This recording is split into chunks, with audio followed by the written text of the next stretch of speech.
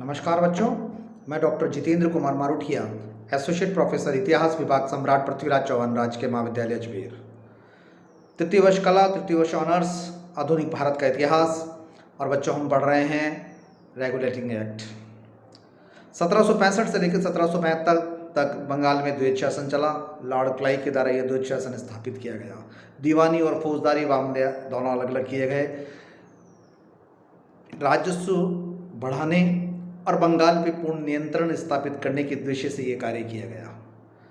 सन 1772 में बंगाल का governor general Warren Hastings बनकर आए, और जब वारेन हेस्टिंग्स गवर्नर बनकर आए और उन्होंने अंदरूनी कार्यवाही की या उनका जो निरीक्षण किया, उसमें पता लगा कि कंपनी की आर्थिक स्थिति खराब है।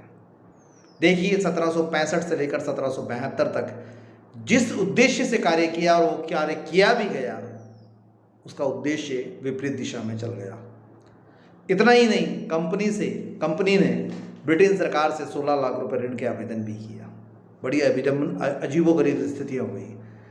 इन सब के जांच पड़ताल के कारण इंग्लैंड में लॉर्ड क्लाइव पर केस भी चला, और अंततः हम देखते हैं कि उनको इस दुनिया से जाना पड़ा।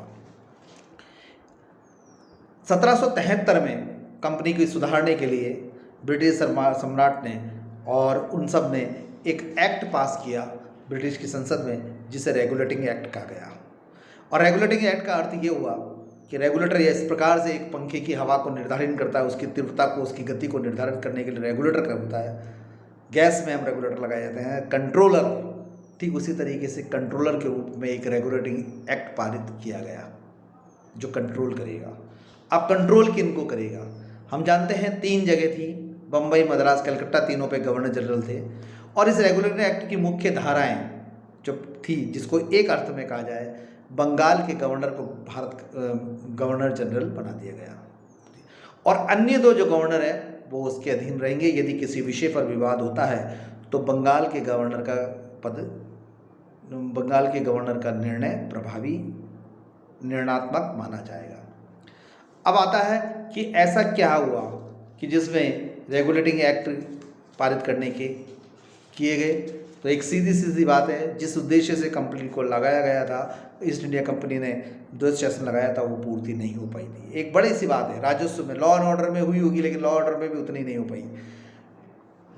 कंपनी घाटे में चल गई, लेकिन कंपनी के कर्मचारी थे, उनके अधीन छोटी छोटी कंपनियां स्थापित हो गई और कंपनी के कर्मचारी माला माल हो गए। ये जो डिफरेंस आया है, इससे ब्रिटिश संसद सतर्क हो गई। रेगुलेटिंग एक्ट की धाराएं क्या थी?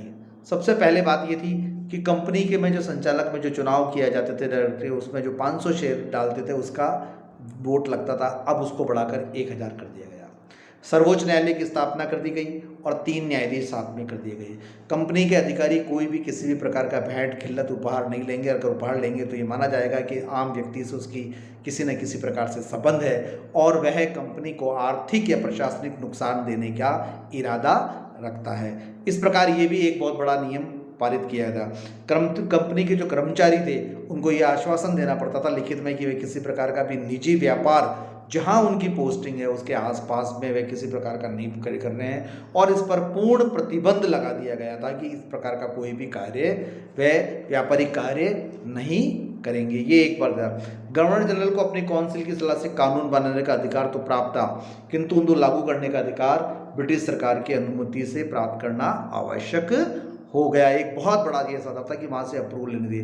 बंगाल के गवर्नर को गवर्नर जनरल बना दिया गया, यानी तीनों से बना। जैसा मैंने आपको बताया, कंपनी के कर्मचारियों, भारत के सर्वोच्च न्यायालय के न्यायाधीशों तथा समिति के सदस्यों को मनोनीत करने का अधिकार इंग्लैंड के सम्राट को प्राप्त दे दिया गया। वहाँ से नियुक्ति की जाएगी सीधी। और कोर्ट ऑफ डायरेक्टर की अवधि 4 वर्ष निश्चित कर दी गई। पहले प्रत्येक वर्ष होती थी, फिर प्रत्येक वर्ष चुनाव होते थे, और चुनाव होने के कारण मोहित किया जाता था, फैसिनेट किया जाता था, लालच दिया जाता था, उनको समाप्त कर दिया गया और 4 वर्ष का एक दीर्घकालीन उद्देश्य दिया गया जो राजस्व और प्रशासन में सुधार करने के लिए बहुत बड़ा था। और जो गवर्नर जनरल था, उसकी सहायता के लिए 4 सदस्यों की एक काउंसिल बनाई गई। कलकत्ता में सर्वोच्च न्यायालय स्थापित किया गया, 3 न्यायाधीश उनके साथ स्थापित कर दिए गए। अब आता है कि कंपनी के कर्मचारियों की जो थे ये आवश्यकता कि वे सैनिक और राजनीतिक कार्यों की रिपोर्ट सेक्रेटरी ऑफ स्टेट यानी विदेश मंत्री जो था उसको भेजे। कंपनी के लिए आवश्यक था कि वे सैनिक और प्रशासनिक जो रिपोर्ट होती थी उसको भेजा जाए।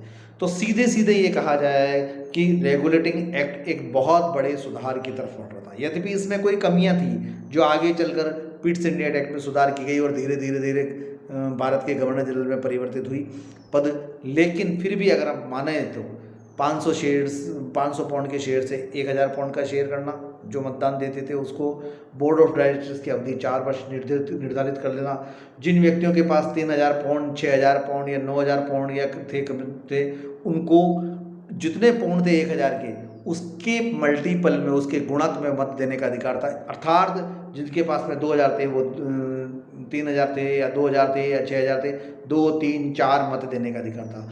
यानी जो जितनी कंपनी की में अपनी आर्थिक क्षमता बढ़ाएगा उसको उसका मताधिकार का क्षेत्र उतना ही विस्तृत कर दिया गया था। किसी न किसी रूप में कंपनी पैसा अर्जित करना चाहती थी, पैसा एक संग्रह करना चाहती थी, पैसे लेना चाहती थी। कितनी बड़ी विडंबना, कितना बड़ा भ्रष्टाचार हुआ होगा 1765 से लेकर 1772 तक। बंगाल के गवर्नर जनरल को भारत का गवर्नर बना दिया गया। बम्बई और मद्रास प्रांत थे उनको गवर्नर जनरल के अधीन कर दिया गया और गवर्नर जनरल की अनुमति के बिना गवर्नर को किसी भी शक्ति के साथ युद्ध करना, किसी विदेशी या बाहरी शक्ति के साथ युद्ध करना, शांति स्थापित करना या किसी भी प्रकार का राजनीतिक और सैनिक संबंध स्थापित करने का अधिकार नहीं दिया गया। कंपनी के कर्मचारी भारत के सर्वोच्च न्यायालय के न्यायाधीश, मैंने आपको बताया था कि बनाई गई, काउंसिल बनाई गई, परिषद को जो है 5 वर्ष की अवधि रख दी गई और सर्वोच्च न्यायालय के न्यायाधीशों की अवधि रख दी गई। गवर्नर जनरल जो था केवल उसी समय निर्णायक मत दे जबकि किसी भी मत पर डिस्प्यूट्स हो गया और बराबर के, ठीक है। तो सर्वोच्च न्यायालय के न्यायाधीश, उसके बाद में काउंसिल और उसके बाद में गवर्नर जनरल का वीटो पावर।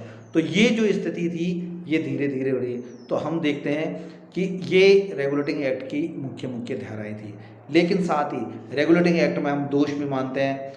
1000 पाउंड, फिर प्रभावी लोगों का प्रभाव बढ़ना, सर्वोच्च न्यायालय का प्रभाव मिलना, गवर्नर जनरल की अपार सीमा, 1 वर्ष में स्पष्ट नहीं हो पाया था कि सर्वोच्च न्यायालय के काउंसिल जो थे वो काउंसिल के सदस्य कौन कौन होंगे और उन पर किस प्रकार का केस जाएगा। जैसे आज सेशन कोर्ट में जाता है, हाई कोर्ट में जाता है, फिर सुप्रीम कोर्ट में जाता है, तो सर्वोच्च न्यायालय में कौन से केस को परमिट मिलेगी ये भी नहीं था।